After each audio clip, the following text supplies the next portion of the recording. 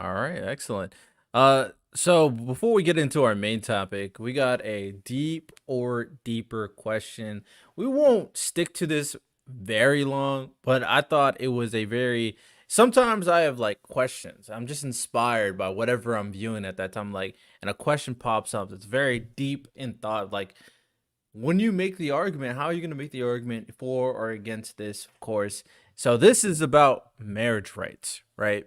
So the question is marriage rights, gay marriage rights, incest marriage rights, marrying an animal, marrying a kid. How do you go up to a person and other than like some moral or even I'm willing to hear the religious version. How do you differentiate these So, situations to the point where you can say this is legal and illegal? How do you make so there's a these I think there's a different very easy way differences? to do this, and I won't even reference the Bible, right? So let's and this is how and this is more like a framework of how we can do this, right? Of how we can separate it.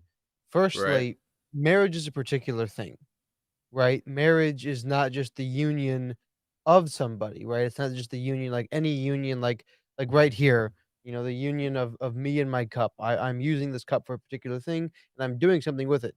This thing is not marriage. Me and my best friend getting together and having a good time and going to play a game or going on a hike or something, that's a union of two people who are in fact bonded by love. Like love is a very weird word that we have that we don't use for uh, we don't have as many words for love as there used to be.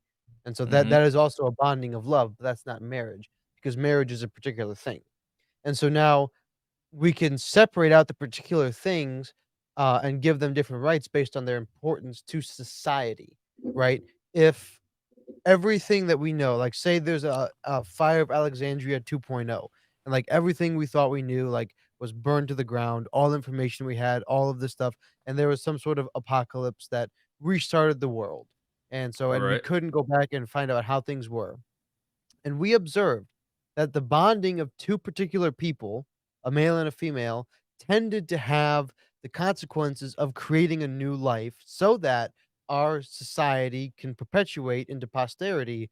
Would we not call that something different and place that in a higher position of honor than any other union of two people, than of two men or two women? Like they can get together and they can have a union. It might be a little bit, you know, weird and strange because there's not like biological way that you're supposed to do that sort of thing. But if one union of people tended to procreate and tended to perpetuate society, would we not honor that something a little bit esteemed higher? All right. Before we do a little back and forth, Paul, how would you answer the question I asked? I think it's just like contingent upon harm. I think that all the basis of marriage has lost its meaning, uh, and it is just effectively a civil union nowadays, and will remain as so. In reference to like people marrying animals, I think it's relatively unethical. I think that animals can't necessarily consent in terms of incest. I think that it's deplorable in a lot of ways. However, I guess like legally speaking, if it was to burgeon its way out, the number one thing I would just like request is like sterilization. In that case, for both individuals, as that form of harm reduction there. I don't think that if you like have incestual sex and you produce a kid, that kid's going to have a lot of issues, and I think that that's a somewhat criminal act to bring a child with so many ailments into the world knowingly, So yeah, that's the probably the stipulations I would have for it. But it's All all harm right. reduction for me. I think that's a very fair thing, regarding about harm or even referring to the overall purpose of people getting together. But I mean, even though Jonathan, I technically do agree because I think the purpose of humans should be creating kids and procreating and the cycle of life, all that stuff. I mean, that is not necessarily one to one of marriage nowadays in a lot of people's eyes, which would beg the question. But I indicated all these stipulations for a reason. Obviously, I agree in terms of harm, power dynamics. Kids and adults, obvious no. Animals and adults, obvious no. But that's what the tricky one. What I was like, I forgot what I was doing. The tricky one is what Paul mentioned is the incest, right? Because yes, we think it's unethical, we think it's immoral, you shouldn't do it, and we know that if you have a kid, what could happen is you can obviously have a kid with genetic deficiencies.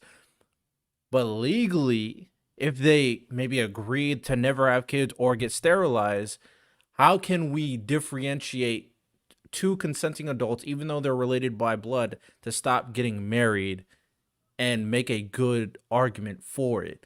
At I think it is illegal, right? It's technically It is is. illegal. Yeah, it And is currently. Yeah.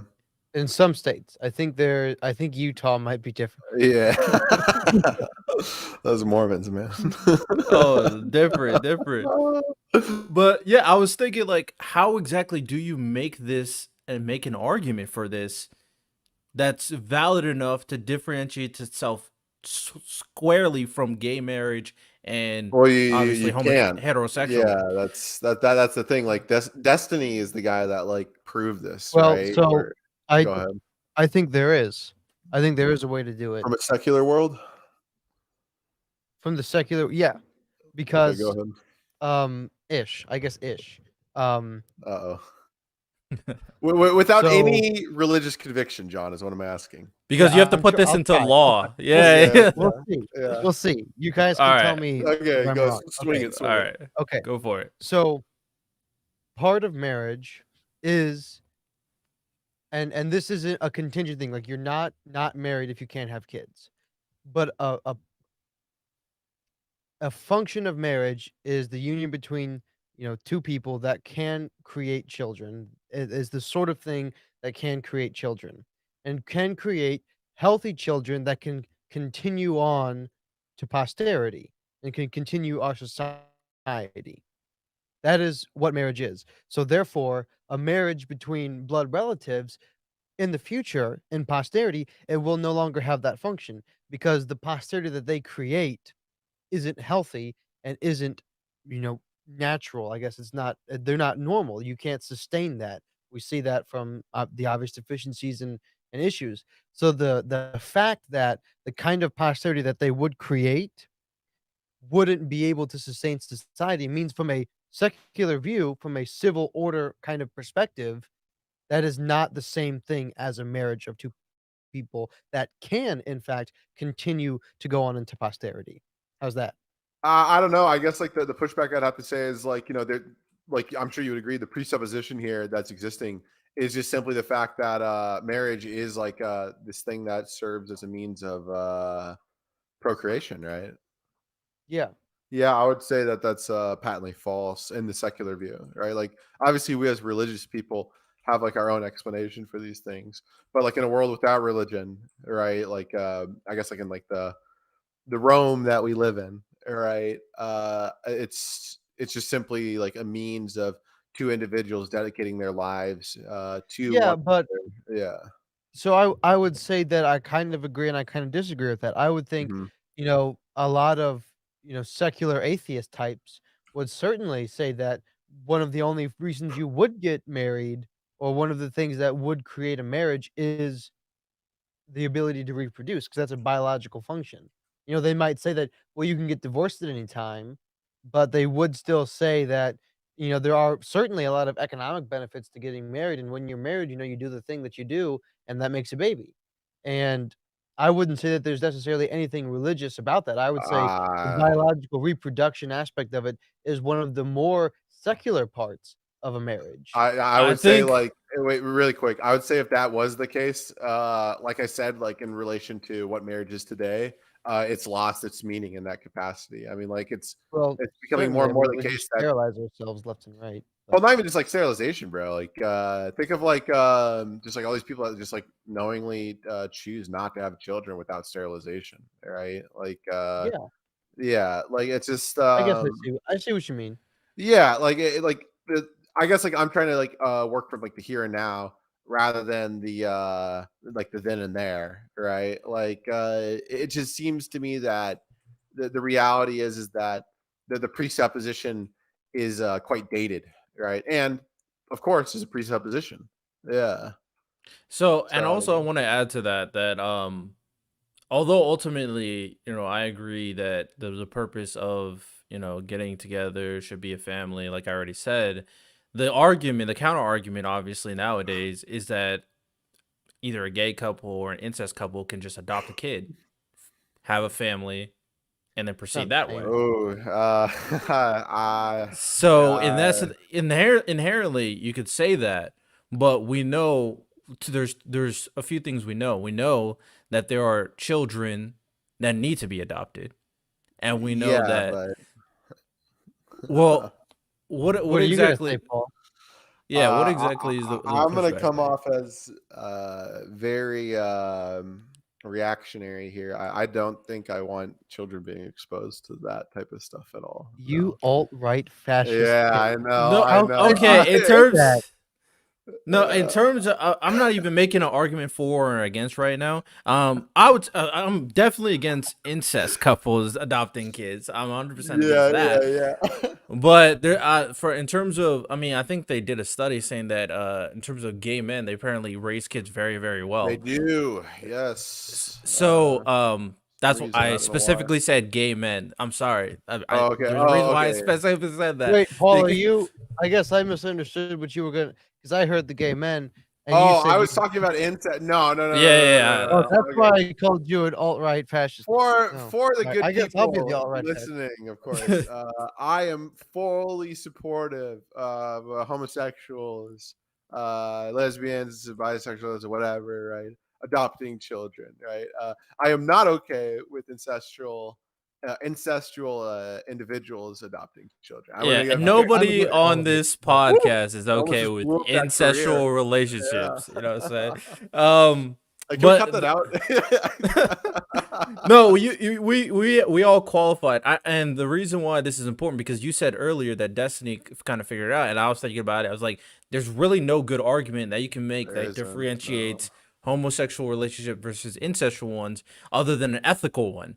So, so real quick, then what's up? I will insert something then. Go ahead. Go This for it. is why you can't simply make purely logical decisions, because Ah, logic is, and firstly, I'm not advocating for lack of logic in decisions, right? But when Right. there comes a place that logic can no longer take you, that is why we need something outside of it, such as morals, such as ethics, such as values, to guide us where logic can't take us.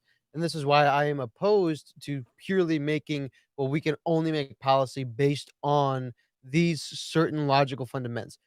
Today I spent pretty much my whole day reading research papers, and then we came to a debate in this class. And in the class, each side was quoting statistics, and like from top tier. I mean, firstly, I mean, if you can call it science, but it's a sociology journal, but if you call it science, but yeah. from top tier scientific sources of criminology and criminological research and everything like that. And, I don't think that my opposition made the very strongest case it could. I thought they could have done a way better job based on the exact same articles that I had. And that just shows, like, this is high level. This is a peer reviewed journal of logic and data and all these things. And we can use the exact same articles and make polar opposite claims with them. Polar opposite. And this is why we can't simply use, the rational, logical faculties that we're given by God, I think, to use. But that's why we need something greater than those that can help guide us when that logic and when that logic fails. And why we can't make policy purely based on, this, well, this is logical to do so. It's like, well, logically, there's no difference between because here's the thing. We know that there's something different. We know that there's something not right about this incestual relationship, but logically there is no difference. Logically, this is why we need something outside and greater than logic. Yeah, I always say, I say frequently enough that when I come to a lot of decisions, I do think that it can't be pure logic as well. I say 75% logic, 25% emotion when I'm making my takes, because I think you need to have that human, like humanistic idealism when you're making certain takes. Obviously, you need to pick and choose properly which ones those would be. And this is probably one of those examples you can point out. Incest should be illegal. Don't we just know it's morally apprehensible. You know what I'm saying? So with that said, the we just have to make sure that collectively as a society we adhere to similar enough morals to understand that this is the case. um so I guess the question moving forward, and this is kind of will be um I forgot the wording for it, but a question moving forward is how much of our the vocal minorities will continuously influence our moral structure moving forward, because we know, because of social media and because of individualized content, the moral structure in society, assuming it's being changed, reality I'm not as sure, but as time continuously goes on, I'm curious to see how this continuously changes moving forward, as we, grow as a society. It's a big question, but at the very least, we know that incest is bad.